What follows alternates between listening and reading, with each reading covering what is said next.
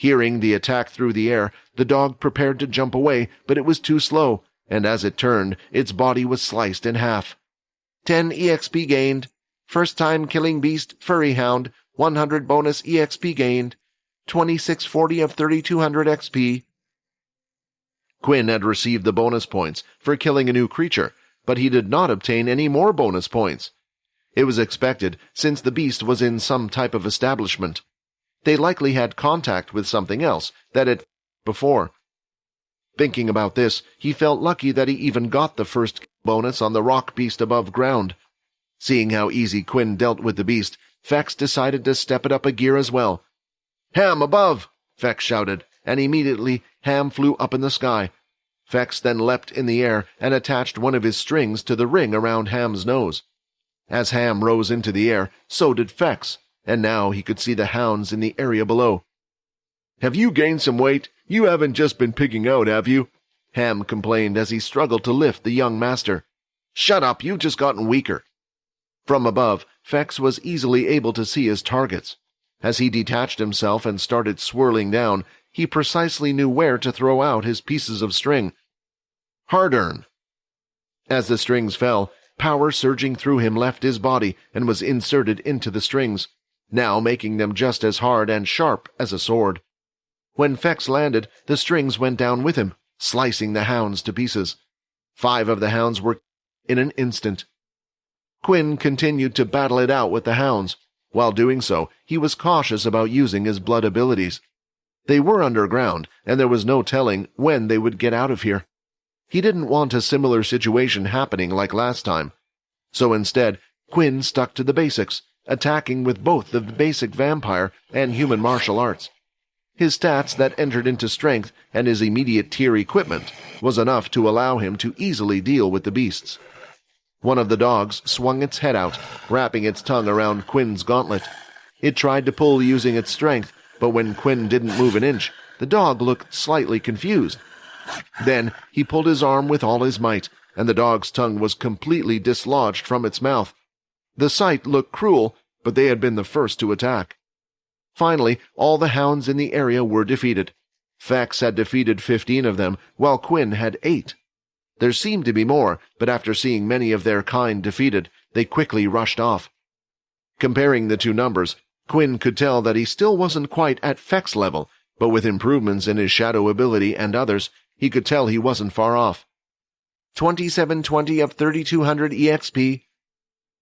After defeating the dogs, Quinn decided to collect the crystals.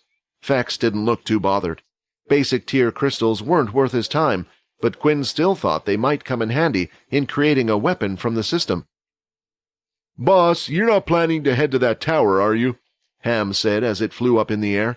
With its little hoof, it started to rub its nose. Pulling Fex up using the ring had gotten his nose a little sore. "Yeah, we wanted to find out a few things. Maybe a map or something is telling us the way out of here. Why, what's wrong?" Fex said. "I think there might be danger there," Ham replied. "I thought you said you can't sense anything down here," Fex asked, annoyed. "I can't, but something in my gut is telling me." While Ham and Fex were busy talking, a notification screen appeared directly in front of Quinn. 5 EXP shared.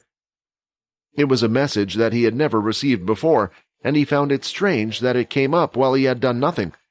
Reading the message carefully made Quinn think back to what the system had mentioned. Quinn would gain EXP as long as Peter had killed something and was nearby. Without thinking about it, Peter and Sia followed Logan around while they were inside the cavern. It felt normal to be led by him. Sia didn't know why. Maybe it was the tone of his voice that shined with confidence, or perhaps because he was the only light source that she could depend on. In a way, he was her savior in more ways than the one while down here. She also still had the fear that if she left Logan's side, Pio might lash out at her any second now. She hadn't done much, but there had been several instances where she had angered him. At first, she didn't think it would be a big deal. Even though her ability was a support type, she was able to handle her own, many times against those around a similar level to her, but something about Pio frightened her. With all this going on, she is now even too afraid to ask for the torches that were placed in Pio's bag. She thought once he brought them out for himself, she could ask, but he never did. Logan continued to walk confidently, leading the way.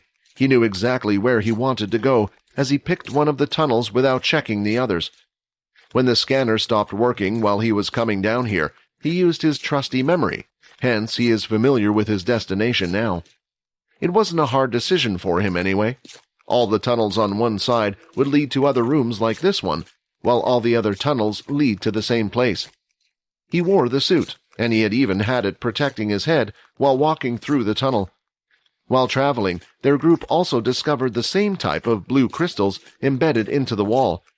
Naturally, Logan decided to take one for research, but he already had an idea of what it was just by looking at it. Peter didn't care for it, and Sia, although interested, had a lot more concerns on her mind right now. After exiting the tunnel, they too could see the magnificent sight of the strange town, and although it came as a surprise to the other two, Logan had already expected this. It was exactly what had come up on the scanner. Before even thinking about going up and getting out of here, he needed to visit this place. How could he pass the opportunity to do some research on some Dalki architecture? The blue crystals seemed to be randomly scattered through the city, lighting up certain building and wall areas. It wasn't enough to be called a light source, but allowed Sia to see the outline of a few buildings. The one visible place was the tower that stood in the center, like a beaming torch in the middle. It had the most amount of crystal on the very top, illuminating it in the dark.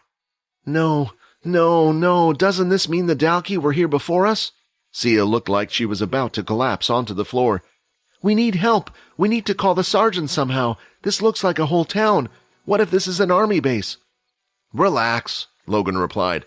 Although my scanner doesn't work down here, when I checked from above, there didn't seem to be any type of civilization living here, although there were other things.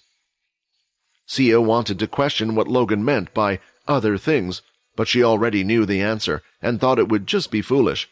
He was talking about beasts. Without saying anything to the others, Logan started to walk down the path onto the street. Peter also decided to follow without saying anything. The two of them walked in the middle of the street, fearlessly. While looking at their backs, Sia couldn't help but think they were crazy. However, as Logan walked away, so did the light source that was surrounding her. The darkness around started to creep in. It felt suffocating, and she couldn't help but think something was watching her. What was that? Sia thought, as she quickly turned her head towards the noise. Although she couldn't see anything, the sound of something scurrying off in a certain direction could be heard. She couldn't take it anymore and run towards Logan. After checking a few buildings, Logan concluded that there was nothing of worth from the buildings around him. However, while using his scanner from above, he could see all the building structures and things around it, but he was unable to see what was inside the tower. This, of course, made Logan even more curious. As they got closer to the tower, Logan transformed his robotic arms into two round blasters. Hi, Quinn here. Wondering what happens next? If you want to jump the queue and unleash all episodes, click on the link here and install the Pocket FM app.